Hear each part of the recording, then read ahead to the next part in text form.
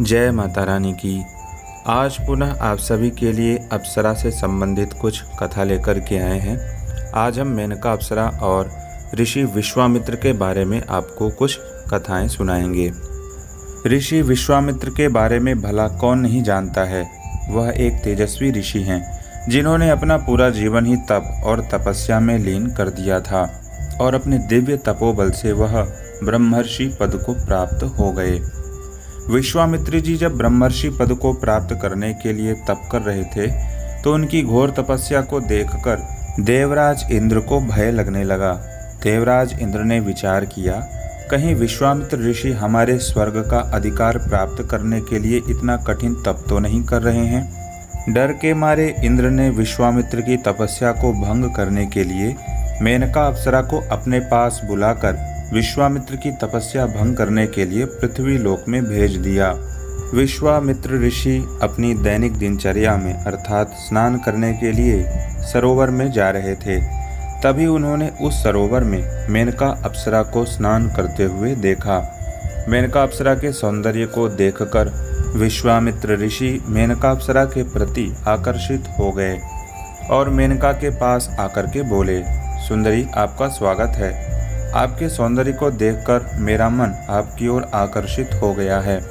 क्या आप हमारे आश्रम में रहने का निवेदन स्वीकार करेंगी? विश्वामित्र के वचनों को सुनकर मेनका अप्सरा ने सहर्ष ही उनके निवेदन को स्वीकार कर लिया और उनके साथ आश्रम में रहने लगीं। देवराज इंद्र ने जिस कार्य की सिद्धि के लिए मेनका अप्सरा को विश्वामित्र ऋषि के पास भेजा था वह कार्य मेनका अप्सरा ने पूर्ण कर दिया था। मित्रों, इस प्रकार मेनका अप्सरा ऋषि विश्वामित्र के साथ 10 वर्षों तक उनके आश्रम में रहीं। उसी समय के अंतर्गत मेनका अप्सरा ने एक पुत्री को भी जन्म दिया था। 10 वर्षों के बाद जब विश्वामित्र जी को यह ज्ञात हुआ कि मेनका अप्सरा देवताओं के द्वारा मेरी तपस्या को भंग करने के उद्देश्य से हमारे पास आई थी, तब उन्हें इस बात का बहुत ही पश्चाताप हुआ। वह सब कुछ समझ चुके थे। अपने क्रोध को वश में करके मेनका अप्सरा को आश्रम से चले जाने का आदेश उन्होंने दे दिया। मेनका अप्सरा ने जिस कन्या को जन्म दिया था उसको विश्वामित्र के आश्रम में ही छोड़कर स्वर्गलोक में पुनः लौटकर चली गईं। विश्वामित्र जी ने उस कन्या को रात्रि के अंधेरे में कण्व ऋषि के आश्रम में छोड़कर पुनः तप करने के लिए चले गए। काम पर विजय प्राप्ति करने हेतु लगभग 1000 वर्षों तक ऋषि विश्वामित्र ने घोर तपस्या की। मेनका अप्सरा ने जिस कन्या को जन्म दिया था उस कन्या का पालन पोषण कण्व ऋषि ने किया था तथा उसका नाम शकुंतला भी उन्होंने ही रखा था।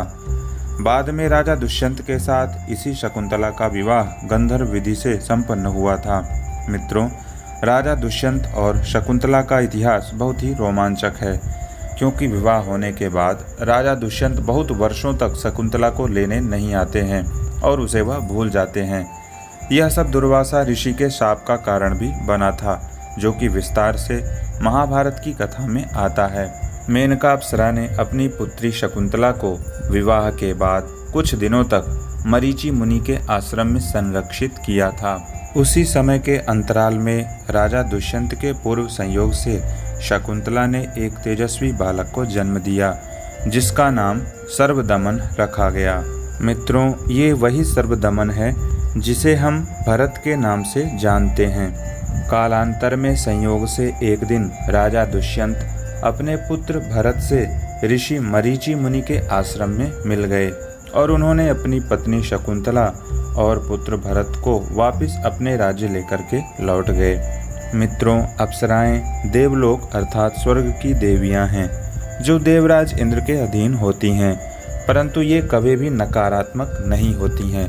आप यदि चाहें तो हमारे इस चैनल में अप्सरा साधना को सीख सकते हैं। आशा है यह जानकारी आपको महत्वपूर्ण लगी होगी। यदि हाँ तो कृपया हमारे इस वीडियो को लाइक और हमारे इस चैनल को भी सब्सक्राइब करें। जय माता रानी की।